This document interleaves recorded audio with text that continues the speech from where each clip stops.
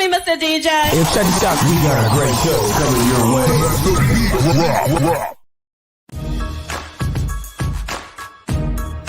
From the ECSI Sports Studios, it's the Midday Market Report with Jeff Dawson.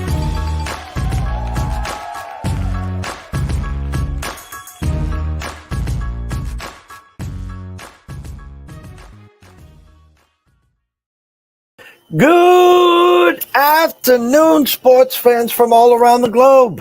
I'm your host, Jeff Dawson, East Coast Sports Investors, and this is your Midday Market Report, Part 2, Friday, January 27, 2023, as we go to PA in the house. Man, I heard there's a big game on Sunday, and my good friend, Mr. Dan, I think most likely, if I was a betting man, he'll probably be there, but I still don't know. The assumption is yes, it's just like breathing and cheesesteaks and Cheese Whiz in Philly. So got big breakdown there, and I got a comical start to the show where actually I'm going to bring him on. I'm going to throw it on him so he can laugh for a second, and we're going to dive right in on an early Friday afternoon. So without further ado, let's bring him in. The one and only Mr. Dan Alexander. Always perceptive as always, Jeffrey. And it's funny, you say, if I was a betting man, we know you're a betting man, Jeffrey. So cash that ticket because you know my ass is going to be up there in the 200 level with all 70,000 of my best friends this Sunday, going to be sitting right alongside my brother. So I couldn't be more excited for this weekend's action. And I told you last week, Jeffrey, as long as we didn't lose to the Giants and get eliminated by the Giants in the playoffs, I can take whatever happens at this point. But I don't know. We'll talk about this game. We'll see where I'm going to be leaning. Have some great prop plays for you. Always a pleasure and always appreciate you being flexible. I got some big shoes to follow up.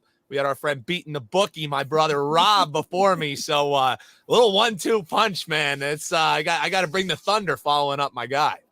Quick tiptoe to Fort Lauderdale, spent a little time there, and then we jump in the jet and we head over to Philly right now. So the comedy, we had you on last week, as always.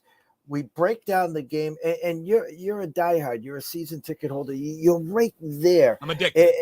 And you talked about your concern. We talked about, the running game. We talked about Barkley. You even said, hey, I might have a plus 7.5 or 8 in the pocket.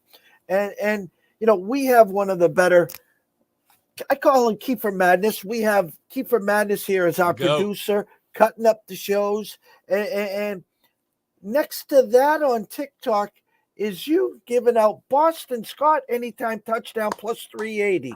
And we didn't have to wait till the third or the fourth quarter. We cashed it in the second quarter. But all over TikTok, they were crushing you because you said you had a little fear of the Giants, but they forgot about the plus 380. Never mind, the Eagles win, but 38-7. They can crush me all they want, Jeffrey. All we know is cashing tickets, baby. And getting that plus 380, it'll dwarf anything we laid with the Giants getting the 8.5 there. So, hey, man, I also said if people listen to the full episode, you don't get this with the little TikTok clips. Part of me playing on the Giants was just protecting my heart. If I had a bet on the Eagles, obviously I would have been a rocking chair winner. I would have been extremely happy, but, there was some buzz around it. So I wasn't the only person on the Giants, but yeah, who cares about the Giants when we got a plus 380 Boston Scott? You know that Nick Sirianni, it's a running joke in that locker room. They're like, when we play the Giants, he's getting in the end zone because now every single game, including their lone playoff game that Boston Scott has played against the Giants, he's reached the end zone. And Sirianni, whether you like him or whether you hate him, he's a guy who's definitely aware of conversations around the team. So that was a nice one to cash, Jeffrey. And I saw that, in your write-ups that you send out to the ECSI VIPs, you told him, hey, my man Newbie, we got to put a little sprinkle on this. So hopefully the VIPs who are listening in were able to cash along with us because I know you and I were pretty pumped up outside of the fact we got to talk another Philly special this week. Absolutely. Give us the bird's eye view of Sunday last week. Thoughts? I mean, obviously, getting to the stadium, place was rocking. Not an Yeah. easy place to go and try to win a game. How was the crowd? I know you guys were jacked up. I get that. Was there that little sense initially, like it's a divisional foe? It's Barkley. They're playing better. We've already beaten them twice comfortably. Was there just? I mean, because after the first quarter, the bell had rung. I mean, by halftime, you're already saying to your colleagues and your friends, "I'll see you next Sunday." Yeah, exactly that, man. Like it was truly, there was not one moment in that game that I thought the Eagles were even a little bit in trouble. Like once I got down there and felt the raucous crowd, I mean, the Giants, they just had no chance in that game. And I don't know what they were thinking when they won the toss, deferring to the second half, because when the Eagles just went down, basically it was water through a sieve getting down there. They could do anything that they wanted. The long pass to Devontae Smith opens everything up, and they just go unabated into the end zone, and they just rolled from that point. It was the same final score that it was when they rolled the Vikings back in 2017 in the conference championship game, 38-7, rocking chair win. And that's why I got some concerns coming into this week, not for the Philadelphia Eagles, for Brock Purdy. I mean, you could make a highlight reel tape of how many would-be interceptions that Brock Purdy has had dropped this year since he's been in. If one of those gets turned over, this crowd starts smelling blood. This guy ain't in Iowa no more. This guy ain't at home no more. This is only the third game that Brock Purdy will be playing on the road throughout this little stretch. And don't forget, one of those games that he played on the road was a quasi-home game against the Las Vegas Raiders, who were dead in the water. The Raiders gave them all they could handle, took them to overtime. They only were able to win by a Robbie Gould field goal at the end of that game. So, I think people are really getting too enamored with Brock Purdy. I think the story has been incredible. I think it's an absolute joke that he's a Rookie of the Year candidate after playing, 7 games? I mean, Kenneth Walker on line 1, please, people. So, I think this is getting a little blown out of proportion. I think the people who have been waiting for that other shoe to drop on Purdy, yes, this is the best defense the Eagles are playing so far. This is also the best defensive unit outside of the Cowboys last week that made Purdy look a little bit human. Only 19 points for a team that was averaging 30 coming in with Purdy under center. It's going to be loud. It's going to be a little chilly. Brock Purdy, I still remember that video of him standing there with his hands shaking when he was playing at Oklahoma. Going to be a little bit louder than Oklahoma come Sunday, Jeff. I had Brady Tinker on, who covers the Dallas Cowboys. I said it on my Twitter when it happened. I'm going back to Sunday, 2nd and 2 with 1:18 to go. Dallas on the San Fran 18. Pollard in the blue tent, and there's Dak in shotgun, no running back set. And I'm like, guys, what are you guys doing here? I'm just like, listen, if you run it 3 times, get the first down, have them burn their timeouts. At worst case scenario, bring Maher out for a field goal, or maybe you get a touchdown and at least tied, or you have the lead at halftime. Instead, Dak throws the second interception, 9-6 Niners. And the offensive coordinator there, Kellen Moore, who's been highly touted as the next coming to Bill Walsh, dink and dunk to CeeDee Lamb, to Gallup. And you saw a week ago, Geno Smith looked like Jim Zorn or Russell Wilson in his prime, stretching the field. That's where you beat the Niners. And I can just foresee Hurts to Devontae to A.J. Brown to Godart down the seam. You guys got to be licking your chops. That's where you beat the Niners. That's the thing is I get all of the love for the Niners, and it's rightfully so. They have easily been, you're seeing the best 2 teams in the NFC facing off. And for what it's worth, I don't know how much with the short time that we have, we'll get into the AFC matchup, but you're seeing the best 2 teams in the AFC as well. So this is like a dream matchup. Hopefully it ends up living up to the billing, but I'm right there with you. You hear all week with how terrific this defense is of the 49ers without mentioning the fact that since week 8, every single week they've given up a play of 30 yards or more. So this is a team that you can expose over the top. The strength of their team is, I don't want to say going to be neutralized, but it goes strength on strength with the Philadelphia Eagles. And that's what is happening with that front eight. That linebacking core for this 49ers team, easily the best linebacking core in the league. And then you have these incredible pass rushers in front of them that can wreak absolute havoc. However, they're going up against a Philadelphia offensive line that I would argue is the strongest unit in the NFL. I don't think, that's really that crazy of a hot take. The key is going to be, is this Eagles offensive line as highly billed as they seem to be? Because if they are, Nick Bosa isn't going to be blowing up, Jalen Hurts all day long. He can escape. He has good pocket presence. He has legs to get away from him. So as long as the Eagles offensive line is able to hold up, then I think you attack downfield and you have a Devontae Smith, you have an A.J. Brown. I love A.J. Brown going over his reception total. It's heavily juiced, so I would just wait until it moves up to 5.5. I think after him complaining that he didn't get enough work last week, we're probably going to see him with 6-7 receptions this week. So it's sitting at 4.5, like minus 157. I'd rather just wait until they move the line, and then we'll get, 5.5 at minus 110 or minus 115, 120. I'll still even like that. I also love Devontae Smith to go over his longest reception for that exact reason I was just talking about, was these cornerbacks and secondary who have shown a susceptibility to give up big plays, and then the defense stouts up a little bit. You know what I mean? Like, they're willing to bend and not break. That's a mentality that DeMeco Ryans has brought onto this defense. So I think there's going to be yardage. I think there's going to be yardage in bunches. There's going to be yardage to have. Does Jalen Hurts have enough time to get it downfield? And if you just look at the strength on strength matchup, I think they should be able to get that done. But not to say that this 49ers team is going to go away easy. I mean, I think the way that they have this lined at about 2.5, that sounds about right to me. I think this is a field goal game either way, Jeff. I had opening number of 1.5 and a 46 under minus 15 at circa right now, 2.5 minus 20, 46.5. My first thought when I saw the numbers, I thought the 46 was short. I can actually see both teams moving the ball and both teams scoring. Can you see that, or do you think it's going to be more of a smash mouth? This is the thing, is all week long I've just been staring at that 46.5 and saying, how do they get to that number? How they get to that number is if there are some cracks in the armor come red zone, and you have a trick play here, you have a trick play there. That's how they get over. I still think at this stage I lean to under, because both of these teams are not going to be taking the craziest of chances, I don't think. If the downfield pass isn't working, I think points might be at a little bit of a premium, and it goes against the amount of field goals that both of these teams have gone up. But I think both of these coaches are going to recognize, hey, we need to get points when we can. So when you're around the 20 and it's a 4th and 5, rather than going for it like Nick Sirianni typically would, he's shown a susceptibility to saying, hey, Jake Elliott, let's put it on your foot. Let's win this game, like what they did against the Giants in week 18.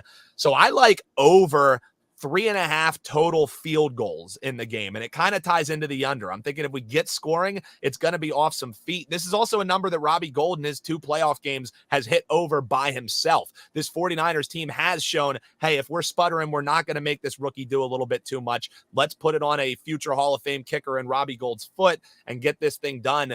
It's plus 120 on the Barstool Sportsbook. So I think you can be seeing field goals. We get 2 from Jake Elliott, 2 from Robbie Gould, 3 from Robbie Gould, 1 from Jake Elliott. However you combine it, I think we see 4 field goals go through the uprights in this game at a plus 120. Kind of ties in with why I like the under. I think points are at a premium. And when points are at a premium, give me field goals all day long. I'm handing you Biff's Almanac. It's Monday morning. Give me the final score. Give me your thoughts. So here's what I think. I think the Sharps are going to be happy, and I think that the Philadelphia Eagles faithful is going to be happy, Jeffrey, because let me paint a picture for you.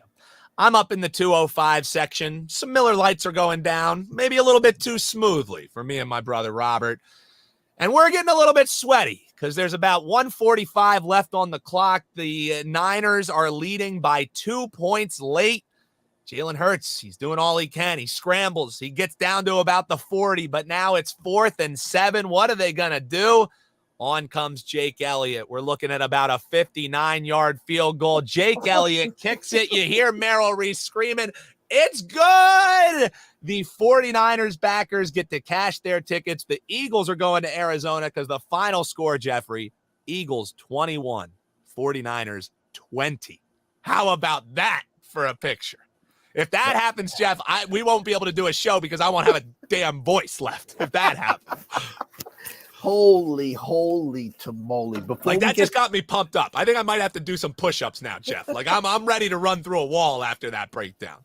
But I think it's a field goal game either way. I think the Eagles are the one who come out on top, but I think it's going to be a hell of a football game.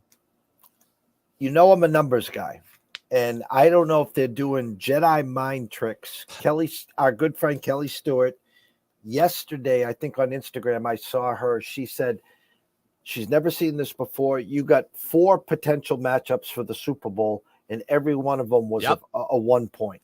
Yep. Well, the books came out with the number, and they're trying to do their Jedi mind tricks in my eyes. Circa put up the NFC -2 and a 37.5. Now, really?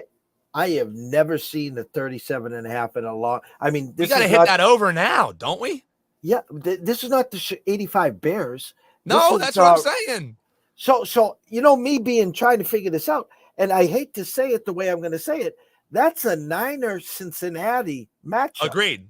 I fully agree. But regardless, if Cincinnati is in a game, Joe Burrow should not have a 37.5 point total. I don't care if he's playing against the Niners defense. I don't care if he doesn't have an offensive line, because I think that Chiefs game is going over. Him and Pat Mahomes. I think that one's going over.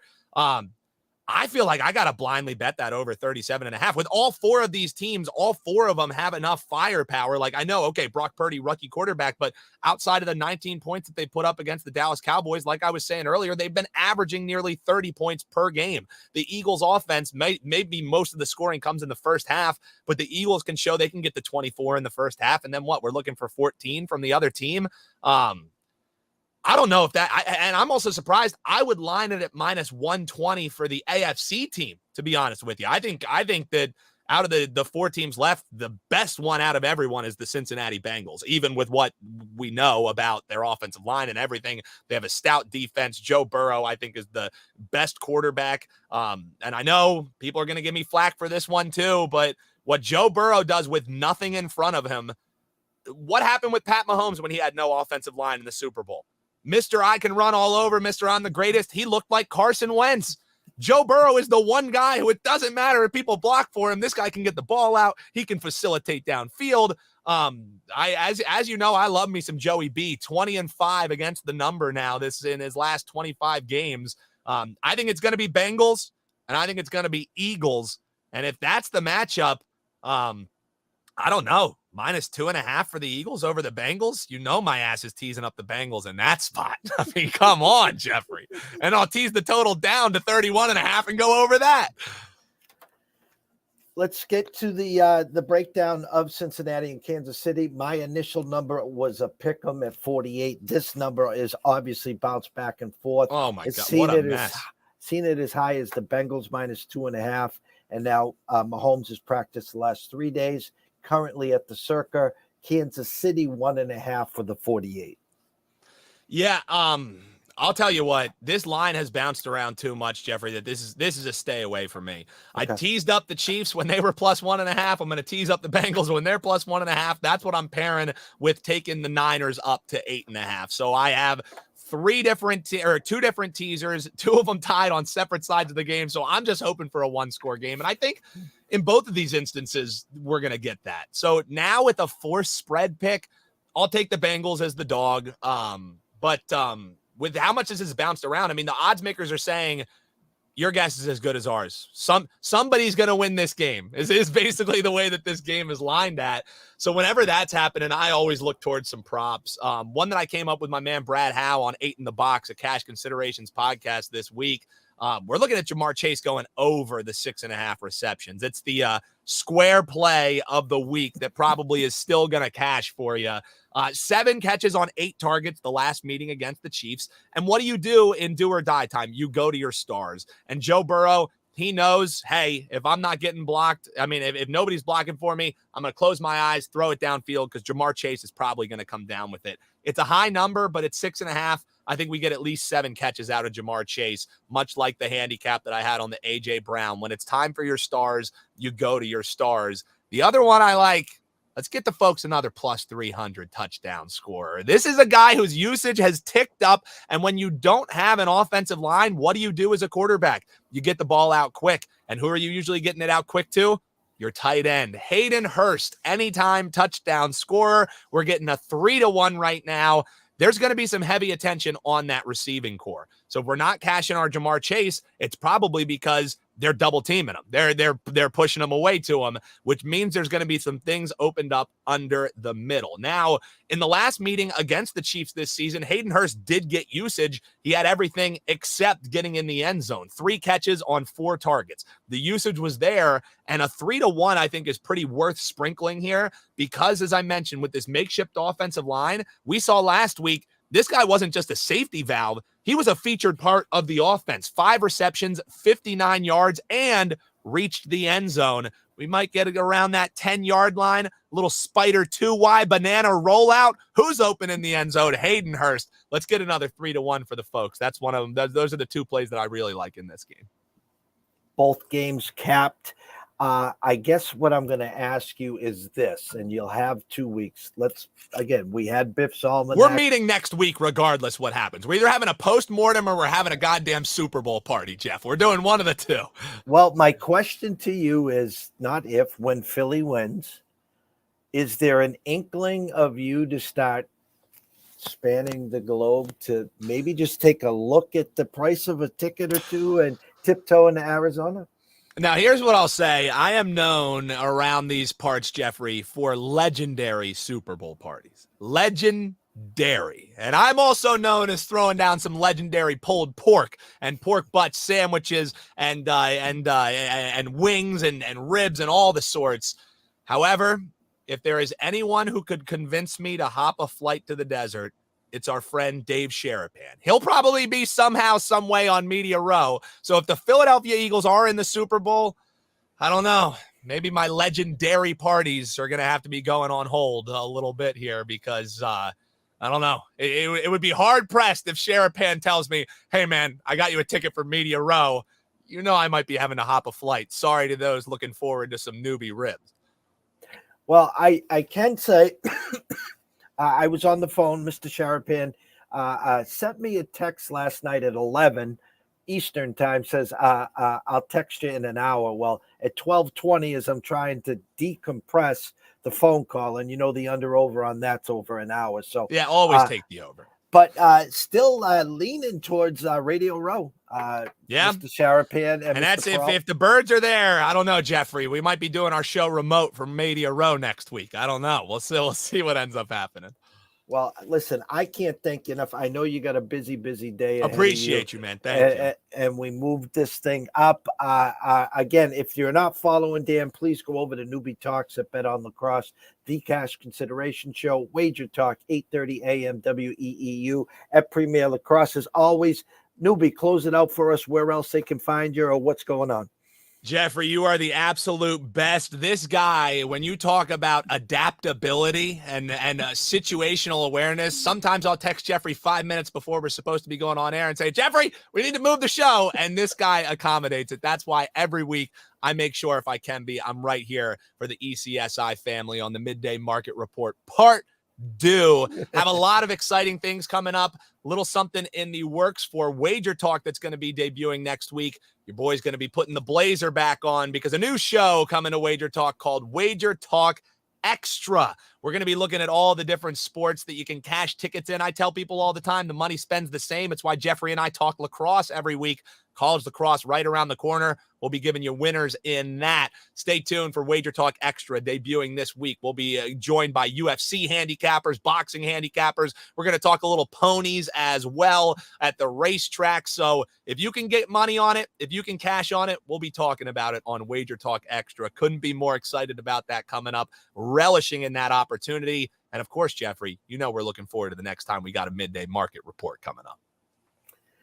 From myself, Jeff Dawson at EC Sports Invest, from the one, the only Mr. Dan Alexander at Newbie Talks, we wish everyone a blessed day, a great, great weekend. Fly, Eagles, fly. Remember this man right here. Remember all the props that he gave us. And remember Hayden Hurst, plus 300. Let's find the end zone like Boston Scott did last week. And either which way, we'll meet again next week. So behave yourself and see you soon.